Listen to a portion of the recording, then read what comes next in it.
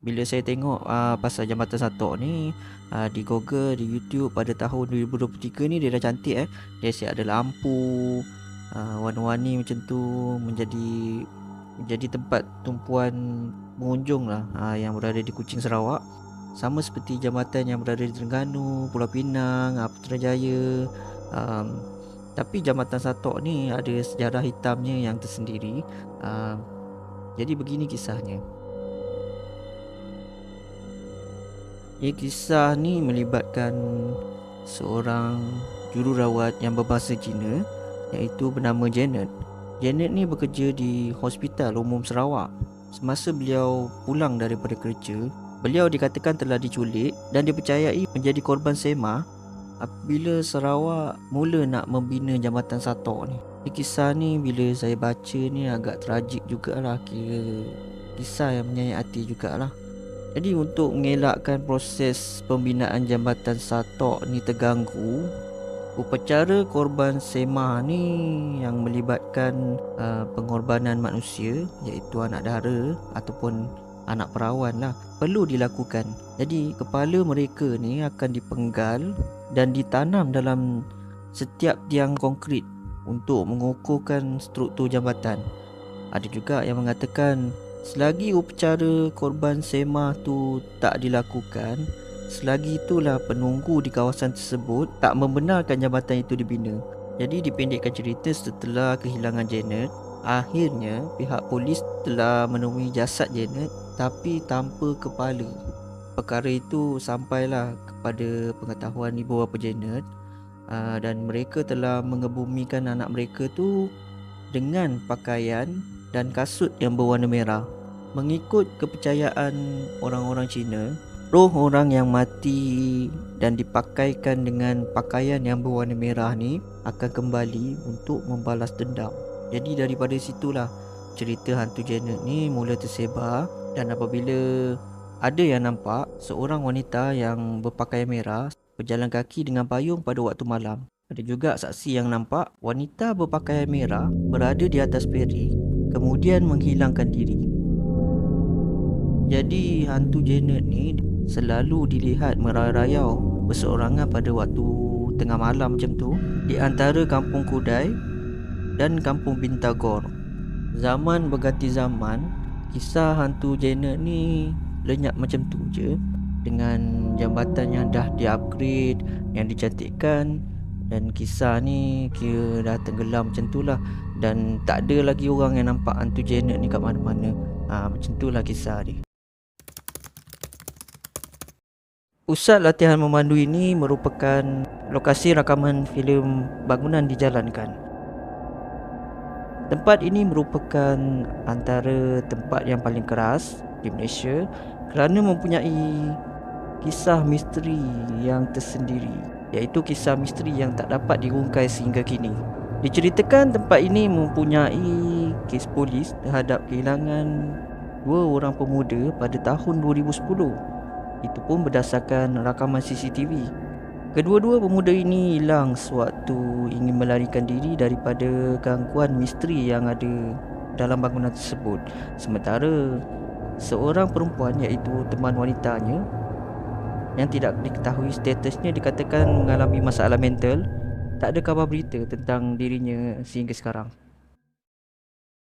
Mangsa pertama yang bernama Sam dikatakan telah pergi ke pusat latihan memandu tersebut pada lewat malam. Sam yang mengetahui tentang misteri di bangunan tersebut telah datang dengan kamera dia untuk merakamkan jika ada kejadian-kejadian aneh ke atau kejadian-kejadian yang pelik, kira macam aktiviti paranormal gitulah.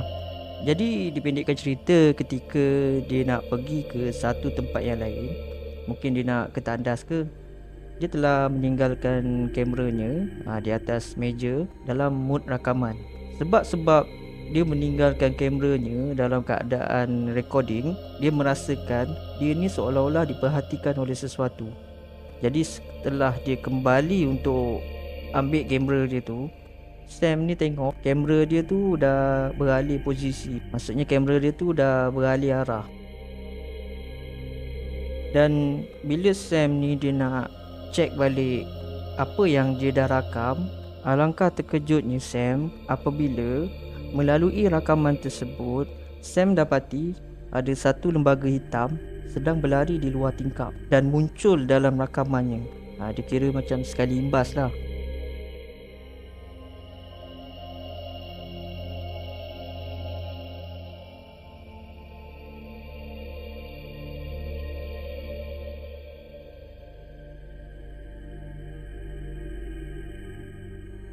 Dan selepas melihat rakaman itu, kita dapat lihat dalam rakaman CCTV itu, Sam ni ketakutan dan terus berlari menuju ke arah tangga, kira untuk keluar daripada bangunan tu.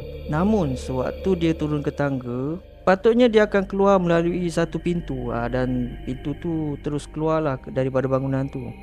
Tapi malangnya Sam tak muncul-munculkan diri. Itu pun melalui rakaman yang ada dalam bangunan tu lah, CCTV yang lain.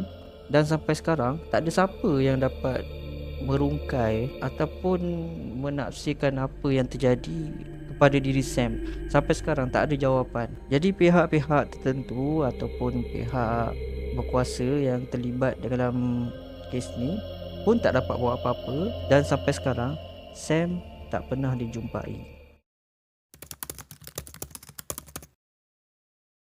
Kemayan City ni merupakan antara yang popular jugalah dengan kisah-kisah seram yang dialami sendiri oleh pengunjung-pengunjung yang pernah singgah di sana.